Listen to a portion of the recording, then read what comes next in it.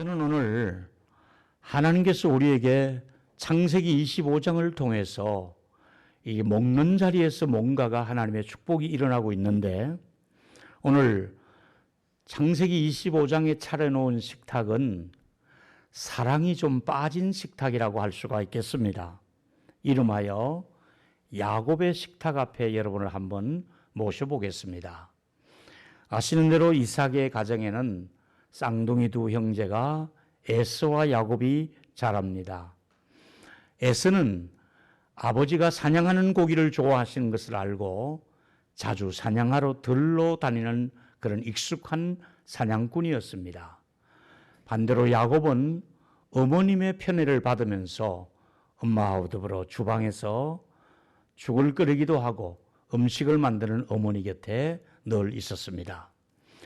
아버지께서 임종이 다가오시면서 시력이 좋지 않아 두 아들을 제대로 알아볼 수 없는 정도가 되니까 내가 이제 별미를 먹고 축복하고 싶으니까 맏아들에게 가서 야생 고기를 잡아오라고 부탁합니다. 신이 나서 에서는 들판으로 고기를 잡으러 나갔습니다. 사냥하러 나갔습니다. 그 이야기를 들었던 어머니가 이제는 또 집에서 팥죽을 야곱과 함께 끓이기 시작합니다. 자, 오늘의 주 메뉴는 팥죽입니다. 근데 팥죽을 끓이는 야곱의 속셈은 배고픈 형이 이제 곧 돌아올 것이다. 그럼 내가 이때 한번 거래를 한번 해보자. 이런 속셈을 가지고 팥죽을 끓이고 있습니다. 속여서라도 형님이 가지고 있는 장자권을 내가 빼앗아야겠다. 이런 계획을 가지고 팥죽을 지금 맛있게 끓이고 있습니다. 오늘은 이 팥죽 끓이는 이 현장에서 우리가 두 사람에게 문제점이 뭔가 하는 것을 생각해 보면, 첫 번째는 야곱이 욕심이 지나친 사람입니다. 너무 욕심이 많습니다. 우리 형제간 중에도 그런 사람 있죠. 욕심 많은 형제가 있을 수 있습니다. 또 하나는 에서는 너무 쉽게 장자권을 팔아넘겼습니다. 이것도 좋지 않습니다. 저는 이 두 사람을 보면서 본문에서 우리가 배워야 될 점이 뭔가를 살폈습니다. 첫 번째 뭐냐 하면, 사랑이 없는 식탁은 주의해야 될 식탁입니다. 대접하는 사람도 그렇고 대접받는 사람도 사랑이 빠진 식탁이지요. 여러분 보신 것처럼 지금 창세기 25장 29절에 보니까 야곱이 죽을 쑤었더니 팥죽을 잘 끓였습니다. 근데 심히 들판에서 하루 종일 뛰어다닌 형이 피곤해가지고 어깨에 사냥물을 하나 들쳐 건너 이게 오고 있는 것이잖아요. 이럴 때 야곱에게 이르되, 내가 피곤하니 어서 그 죽 한 그릇 내가 먹기를 원한다. 이렇게 얘기하니까 에서가 뭐라고 야곱이 말을 합니까? 형의 장자의 명분을 오늘 내게 팔 수 있겠느냐. 이렇게 대시를 하고 있습니다. 여러분, 이 본문에서 네 가지의 행동을 나눌 수가 있습니다. 첫 번째 뭐냐 하면, 야곱은 지금 죽을 쓰고 있었는데 사냥을 마치고 돌아오는 배고픔의 형의 약점을 알고 음식을 미리, 분명히 어두운 시간 되면 이제 배가 고파서 올 것이다. 이 기회를 한번 잡아보자 해서 배고픈 형을 그 타이밍을 놓치지 않으려고 죽을 끓여놓고 기다리고 있는 것이지요. 야곱은 형이 가진 장자권을 달라고 거래를 제한할 목적으로 식탁을 차린 것입니다. 세 번째, 야곱의 장자권을 맹세하며 팔라는 겁니다. 요새 말로 하면 각서를 아예 쓰라는 겁니다. 그러면서 야곱은 맹세하자 팥죽 한 그릇을 그 형에게 떡과 더불어 주게 됩니다. 자, 여기 문제점이 있습니다. 아무리 좋은 것을 가지고 싶어 한다 할지라도 방법이 잘못된 야곱의 방법입니다. 우리가 원하는 목적이 있을 수가 있고 가지고 싶은 것이 있을 수가 있고 욕심을 낼 수 있겠으나 이런 방법은 치졸한 방법이요 이것은 비인격적인 방법이라고 할 수가 있겠습니다. 그래서 먼 훗날 히브리서 기자는 신약시대를 사는 우리들에게 이 행동을 뭐라고 말씀하냐면 망령된 행실이었다고 말씀하고 있습니다. 우리에게 조심하라고 신약시대를 사는 이 시대를 바라보며 두 형제의 이 모습을 보고 우리 보고 조심하라고 이런 말씀을 기록한 말씀으로 우리가 해석할 수가 있습니다. 지금 우리 어머니들이 집에서나 교회에서 음식을 준비할 때는 어서 우리 배고픈 식구들에게 만나게 해서 먹이고 싶어서, 그리고 또 기운 없는 식구들이 또 기운 차리라고 보양식을 하기도 하고, 맛있는 된장찌개 하나를 끓여도 어머님의 사랑을 담아서 그리고 가족들을 위해서 그렇게 정성껏 식탁을 준비하고 있지 않습니까? 그러나 야곱이 지금 준비한 식탁은 사랑이 빠진 식탁입니다. 전혀 형을 사랑하지 않는 그냥 죽을 끓이면서 형의 것을 빼앗아낼 목적으로 함정이 있는 식탁을 차리고 있는 것이지요.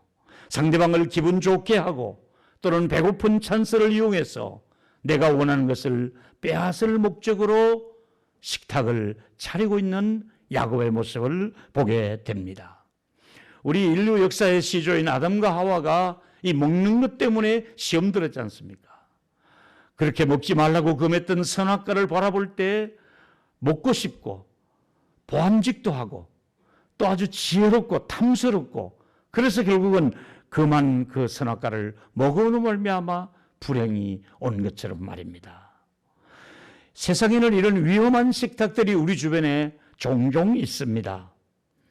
정말 친절을 가장해서 대접해 주는 것처럼 우리에게 다가와서 식사를 차려주지만은 그 속에는 속내가 뭔가 자기 것을 차지하려고, 뭔가 이분에게 이 대접을 하고 받아낼 목적으로, 뭔가 겉으로는 멋있어 보이게 대접하지만은 끝내 뭔가를 그 사람에게 정말 사기를 치는 이런 식사의 장소가 있지 않습니까?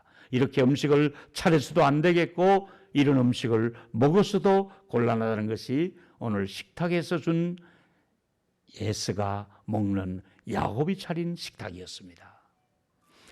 두 번째는 이제 사랑으로 준비하는 식탁이 필요하겠지요. 바로 그겁니다. 오늘 야곱은 형을 위해서 죽을 끓였지만은 그 죽은 사랑이 없는 식탁이었습니다. 그러나 오늘 정반대의 식탁을 하나 소개하겠습니다. 그것은 바로 다윗이 받은 상입니다. 다윗이 가정에 문제가 생겼습니다. 아들 압살롬이 결국은 아버지의 자리를 탐내서 사슬 군사를 이끌고 갑자기 궁으로 들어닥치는 겁니다. 손썰려가도 없이 군사들이 막아볼 사이도 없이 아버지는 아들과 칼을 마주칠 수는 없으니까 아버지가 자리를 피해서 도망을 하게 됩니다. 피신을 합니다. 이 피난길에 아버지와 그에 따르는 강요들과 그리고 또 그에 따르는 군졸들과 함께해서 궁을 빠져나가 예루살렘을 떠나 이제 강을 건너게 됩니다. 이때 바르실레라고 하는 노인이 이 피난길에 올라 있는 왕을 위해서 식사 준비를 해서 가져오고 있는 것입니다. 보실까요? 17장 27절에 사무엘하 17장 27절에 보니까 다윗이 마하나임이라고 하는 곳까지 이제 많이 올라갔습니다. 예루살렘에서.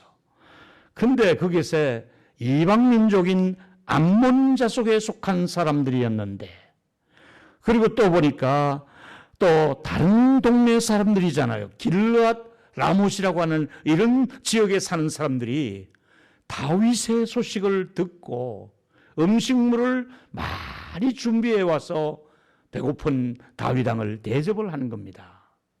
보니까 거기에 정말 왕이 궁궐에서 편안한 잠자리에 있다가 갑자기 나와서 이제 노숙을 해야 되니까 왕이 주무시기에 얼마나 불편할까, 이 들판에서 주무시기에 너무 불편하니 제일 먼저 피곤한 왕의 그 육체를 쉬게 하려고 침대부터 가지고 왔습니다.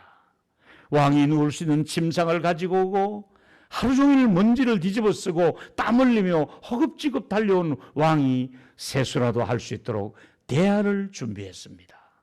그리고 시장하실 것 같으니까 그릇에다가 밀과 보리와 곡식, 또 콩, 팥, 볶은 곡식 이런 것들을 치즈와 양파 이런 것들을 다 준비해서 노새에 싣고 와서 그 많은 군사들과 또 그 많이 따르는 그런 강요들에게 이걸 대접을 하고 있습니다.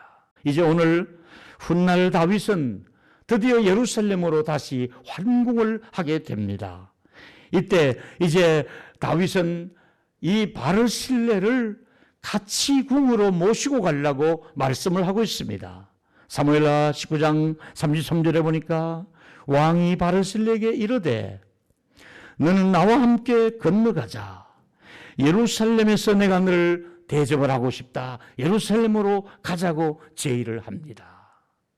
이럴 때에 바르실레는 정중하게 사양을 하면서 순수하게 배고프신 왕에게 또 이렇게 피난길에서 제가 대접한 것을 뭘 그렇게 그걸 가지고 그러십니까? 이러면서 바르실레는 음식을 대접할 때 이만큼이라도 치밀한 계산을 했거나 나중에 황궁할 때 나를 좀 챙겨줄 것이다. 이런 계산적인 얼굴을 하지 않았습니다. 그는 정말 순수하게 사랑으로 대접했고 그것이 복이 되어서 돌아옵니다. 드디어 왕상 2장 7절에 다윗은 누구를 챙깁니까? 마땅히 길르앗 바르실레의 아들들에게 은총을 베풀고자 한다. 내가 왜 그들에게 베풀려고 하느냐? 내가 그들을 왜 내 왕자들처럼 내 상에서 같이 먹어야 된다고 생각하느냐? 내가 내 형 압살롬의 난을 피해서 도망갔을 때에 그들의 가족이 내게 와서 대접을 했다고 잊혀지지 않고 고마워하는 다윗의 모습을 볼 수 있지 않습니까? 사랑하는 여러분, 주님이 마치 다윗이 바르실레를 잊지 못하는 것처럼 우리 주님이 여러분을 잊지 못할 것입니다. 여러분들은 냉수 한 그릇을 소자에게 준 것도 내게 준 것이라고 상을 줄 것이라고 말씀했었고 주님이 말씀하십니다. 너희들은 내가 배고플 때, 내가 줄일 때, 내가 나그네 됐을 때, 헐벗었을 때, 감옥에 있을 때, 병들었을 때 너희들이 와서 돌아보았다고 말씀하고 있지 않습니까? 언제 우리가 그렇게 했습니까? 그러니까 지극히 작은 저들에게 한 것이 곧 내게 한 것이라고 말씀하고 있지 않습니까? 우리 이웃에는 배고픈 사람들이 있습니다. 외로워하는 사람도 있고 병든 사람도 있고 우리가 돌아봐야 될 사람들이 있습니다. 우리는 이 추수감사주의를 맞이하면서 좀 더 우리 주변 사람들을 돌아볼 수 있는 계기가 되었으면 좋겠습니다. 우리는 너만 혼자 잘 먹고 잘 사는 이런 자리가 아니라 나중에 우리 주님 앞에 섰을 때에 목사님 그때 내가 한 번만 대접한 것이 부끄럽습니다. 주님 제가 그때 한 번만 그렇게 한 것이 부끄럽습니다 하는 후회를 하지 않도록 우리 기회를 주실 때마다 선한 일에 힘쓸 수 있게 되기를 바라겠습니다. 오늘의 말씀의 더 중요한 점은 세 번째 말씀입니다. 이 말씀은 에서가 문제가 있습니다. 뭐가 문제냐면 바로 우리가 필요한 것은 말씀의 식탁인데 에서에게는 말씀이 없는 사람으로 살아갑니다. 보실까요? 25장 30절에 보니까 에서가 피곤하니까 그 붉은 것을 내게 먹게 하라. 그러므로 에서의 별명은 에돔이었는데 야곱이 이르되 형의 장자의 명분을 오늘 내게 팔라 이렇게 말하니까 내가 죽게 되었는데 장자의 명분이 무슨 유익이 있겠느냐. 우선 당장 배가 고픈데 그까지 장자의 명분이 대수냐 이러면서 팔아버렸습니다. 배고프다는 이유로 인해서 장자의 명분을 소홀히 여겼다는 것은 무엇을 말해주고 있습니까? 육체의 욕구를 채우기 위해서 영적인 가치를 소홀히 여긴 사람이 에서가 아니겠습니까? 여러분, 그래서 창세기 25장 34절에 보니까 야곱이 떡과 팥죽을 주면서 에서에게서 기어코 그걸 받아내게 됩니다. 장자의 명물을 가볍게 여기고 넘겼다고 성경은 기록하고 있지 않습니까? 여기서 중요한 단어는 먹고 마시고 일어나 갔다는 말만 기록되어 있지, 에서에게는 하나님이 없습니다. 하나님의 말씀이 없었습니다. 예배가 없습니다. 기도가 없습니다. 자기 식대로 배고프면 어떤 방법이든 먹고 그걸로 끝난 얘기입니다. 여러분, 이것은 얼마나 불행한 얘기입니까? 하나님과 교제가 없는 에서의 모습을 우리가 볼 수가 있습니다. 하나님의 풍성한 은혜를 경험하지 못하고 살아가는 에서의 모습을 우리가 보면서 말씀이 없는 에서의 모습을 보게 됩니다. 그래서 히브리서 기자는 히브리 12장 16절에 보니까 음행하는 자와 혹 한 그릇의 음식을 위하여 장자의 명물을 판 에서와 같이 망년된 자가 없도록 하라고 경고하고 있지 않습니까? 여기서 우리 주위에서 보실 일은 음행한 죄나 그 음식 한 그릇 때문에 장자의 명물을 팔아버린 그 죄가 동급으로 취급되고 있습니다. 음행한 죄도 참 못난 죄지만은, 망령된 일이지만은, 장자의 명물을 팔아버렸던 이것이야말로 정말 하나님의 말씀을 소홀히 여긴 것이요, 하나님의 축복을 소홀히 여긴 사람이요, 하나님의 축복의 가치를 무시한 사람의 처사라고 할 수가 있겠습니다. 우리는 이 추수감사제를 주면서 하나님의 이 축복의 가치를 다시 한 번 더 되새기며 감사하며 발견하자 이 말입니다. 저와 여러분, 예수님이 시험 받을 때 일을 아십니까? 예수님이 40일을 굶주리셨습니다. 마귀가 그에게 찾아가서 돌을 주며 떡을 만들어 먹으라고 말씀했을 때 예수님은 뭐라고 말씀했습니까? 사람이 떡으로만 살 것이 아니요, 마태복음 4장 4절이지요. 하나님의 입으로부터 나오는 말씀으로 산다고 말씀하시면서 마귀를 물리치고 있지 않습니까? 한마디로 말하면 에서는 말씀이 없는 삶을 살아가는 현대인의 모습을 보여주고 있는 것이지요. 우리는 말씀 없이 살면 불행한 삶을 살 수밖에 없고, 말씀 없이 사는 사람은 결국 예배가 중단될 것이고, 말씀 없이 사는 사람은 결국 기도도 중단될 것이고, 하나님과는 점점점 멀어질 수밖에 없는 것이 말씀의 이끄심이 있기 때문에 하나님과 교제할 수가 있는 것 아니겠습니까? 우리는 이 자리가 왜 주일마다 필요합니까? 왜 우리는 이 세상 사람들이 뭐라 해도 이 자리에 와서 앉는 이유는, 교회는 말씀의 밥상 앞에 앉아서 말씀의 식탁 앞에서 하나님의 주신 말씀을 그때를 따라 돕는 은혜를 얻기 위해서 말씀의 식탁 앞에 저와 여러분이 초대받으셔서 하나님의 부름을 받고 여기 앉아 계신 줄로 믿으시기를 바랍니다. 우리는 말씀 먹는 자리에 와 있습니다. 말씀과 멀어진 식탁은 위험한 식탁이요, 불행한 식탁입니다. 여러분이 혹시 야곱처럼 누구를 속이며 식탁을 차리는 이런 야비한 사람 되지 마시고, 속내를 숨기고 남을 대접하는 이런 자리에 있어도 안 되겠고, 우리는 하나님 은혜에 감사해서 사랑이 듬뿍듬뿍 담겨있는 식사의 자리를 만들고 같이 떡을 떼야겠는데, 예수님께서 먹는 걸 가지고 이렇게 한번 말씀하신 적이 있습니다. 요한복음 4장에 보니까 32절에 내게는 너희가 알지 못하는 먹을 양식이 있다고 말씀하시니까 제자들은 우리 몰래 뭘 감추어놓은 음식이 있는가 보다 이렇게 착각했습니다. 예수님께서는 나의 양식은 나 보내신 이의 뜻을 행하며 그 일을 온전히 이루는 것이 나의 양식이다, 이 말씀을 하셨습니다. 내가 너희들에게 줄 양식이 따로 있다. 하나님의 뜻을 이루는 말씀의 양식, 하나님이 여러분에게 주셔서 그 양식을 먹고 온전히 하나님의 일을 하라고 주는 말씀의 양식이 있으니, 너희들은 세상에서 떡 먹는 거나 죽을 먹는 거나 보리떡을 먹는 거나 이런 것에 치중하지 말고 내가 주는 양식을 너희들은 먹어야 된다고 말씀하고 있지 않습니까? 우리 주님이 또 양식 얘기를 먹을 것을 가지고 설교하신 적이 있습니다. 누가복음 22장 19절에 들으니까 평소에 먹던 떡인데 그날은 떡을 가지고 남달에게 최후의 만찬에서 설교를 하셨잖아요.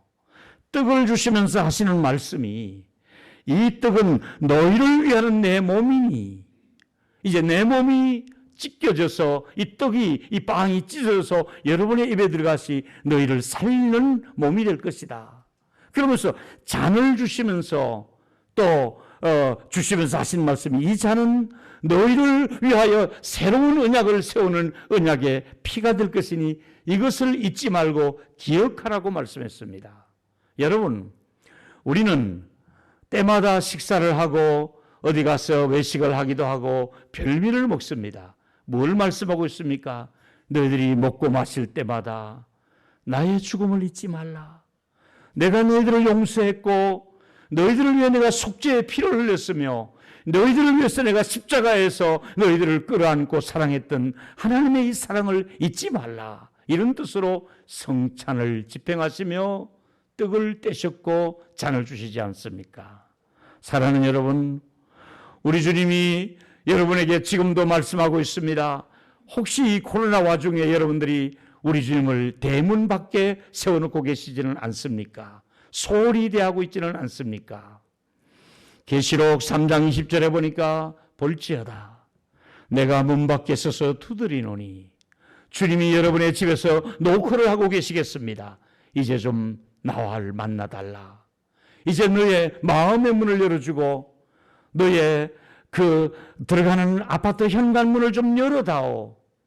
그리고 너는 나하고 같이 좀 먹었으면 좋겠다.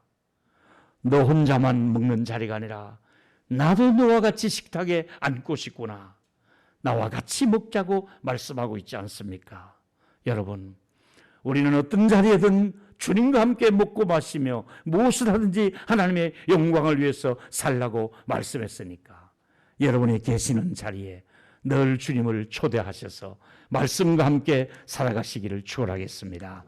그래서 말씀이 어떤 효과가 있습니까? 시편 19편에 보니까 하나님의 말씀은 완전하고 영혼을 소성케 한다 그랬습니다. 우리는 알게 모르게 우리의 영적인 상태가 많이 시들어져 가고 메말라가는 시대를 살고 있습니다. 혹시 이 방송을 들으시는 여러분들, 여러분의 영적 상태를 다시 한번 체크하셔서 여러분의 영혼이 소성되시기를 바라고, 여러분이 우들한 자가 지혜롭게 되기를 바라고, 여러분이 정직해지기를 바라고, 마음이 기뻐지기를 원하고, 순결을 하기를 원하고, 영적으로 눈을 열어주시기를 바라고, 그래서 금덩어리보다도, 아니 돈보다도 더 소중한 말씀의 가치를 알고 우리 말씀을 사랑하며 이 절기를 지키며 말씀 앞에 여러분의 삶이 함께 되기를 주의 이름으로 축원하겠습니다. 결론은 우리에게는 천국의 식탁이 준비되어 있습니다. 아무나 그 자리에 앉는 것이 아니라 지금부터 말씀과 함께 살아가는 사람은, 믿음의 사람은 이 식탁에 앉게 될 것인데 세 종류의 사람이 있었죠. 첫 번째는 이 땅에 살면서 사랑 없는 식탁을 준비하거나 사랑 없는 식탁에서 먹었던 이것은 조심해야 될 자리이고요. 오히려 우리는 두 번째 얘기지요. 사랑을 듬뿍 담은 식사를 준비해서 가족에게, 지인들에게, 친척들에게, 교우들에게 식탁을 통해서 하나님의 사랑의 교제를 나누게 되시기를 바라고요. 세 번째 더 좋은 식사 자리는 말씀의 자리가 아니겠습니까? 말씀의 식탁이 놓여있는 이 동일로 교회와 더불어 여러분이 멀리하지 마시고 가까이 하면서 우리 32년 동안 하나님의 말씀을 이곳에서 선포해 주신 그 하나님께 감사하면서 우리 모두가 하나님의 말씀과 함께 살아갈 수 있는 하나님의 기쁨이 있는 양식이 있는 우리 교회가 되기를 주의 이름으로 축원하겠습니다.